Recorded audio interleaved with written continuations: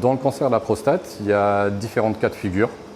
Il y a les patients qui ont un cancer localisé, et puis il y a les patients qui ont un cancer à un stade plus avancé, donc un stade métastatique, c'est-à-dire que la maladie a disséminé dans d'autres organes. Pour la prostate, ça peut être les os, les poumons, etc. Donc quand la maladie est localisée, on a plusieurs types de traitements pour le cancer de la prostate. Alors sans trop rentrer dans les détails, il y a 3 types de traitements principaux.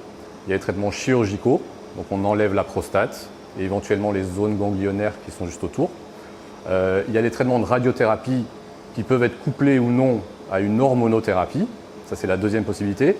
Et puis on a un autre traitement qui s'appelle la curithérapie. La curithérapie, ça consiste à aller mettre des sources radioactives directement dans la prostate, dans l'organe qu'on traite, et ça va délivrer la dose qui va guérir le cancer. Donc ça, ce sont les 3 types principaux de traitements. Il y en a d'autres, mais qui sont un petit peu plus rares et qui sont moins validés, on va dire, jusqu'à présent. La curithérapie, malheureusement, on ne la fait plus. Chez nous en Martinique, on la faisait, mais pour plusieurs raisons, on a dû fermer le service de curithérapie. C'était ici à Clarac.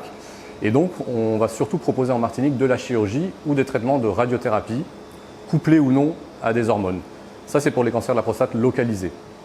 Quand les cancers de la prostate deviennent métastatiques, enfin lorsqu'ils le deviennent, s'ils le deviennent, dans ces cas-là, on a des traitements qui vont être des traitements hormonaux, des traitements de chimiothérapie, mais depuis quelques années, on va aussi essayer d'attaquer les métastases par de la radiothérapie. Donc ça, c'est quelque chose d'assez innovant, d'assez nouveau, où on essaye d'aller suivre l'évolution de la maladie. Bon, alors, ça ne marche pas pour des patients qui ont 15, 20 ou 30 métastases, mais quand vous avez 1, 2, 3, 4 métastases, vous pouvez aller vraiment une par une les traiter et essayer de retarder le plus possible l'évolution péjorative et puis aussi de retarder l'introduction de traitements plus lourds comme de la chimiothérapie. Là, puisqu'on est dans un service de radiothérapie, je peux vous parler un petit peu plus en détail des traitements de radiothérapie. Donc en radiothérapie, jusqu'à présent, on avait l'habitude de traiter les cancers de la prostate en environ 38 à 39 séances de traitement. Donc c'était assez long puisque c'est des séances journalières, sauf le week-end. Donc les patients étaient chez nous pour 2 mois pratiquement. Donc là, on essaye de réduire ces temps de traitement et grâce à nos nouvelles technologies, on va pouvoir passer pour certains patients à des protocoles qui étaient de 39 séances à des protocoles de 20 séances. Donc c'est quand même une diminution de moitié, pour ainsi dire. Donc ça, c'est une grosse différence dans les protocoles qu'on commence à utiliser maintenant.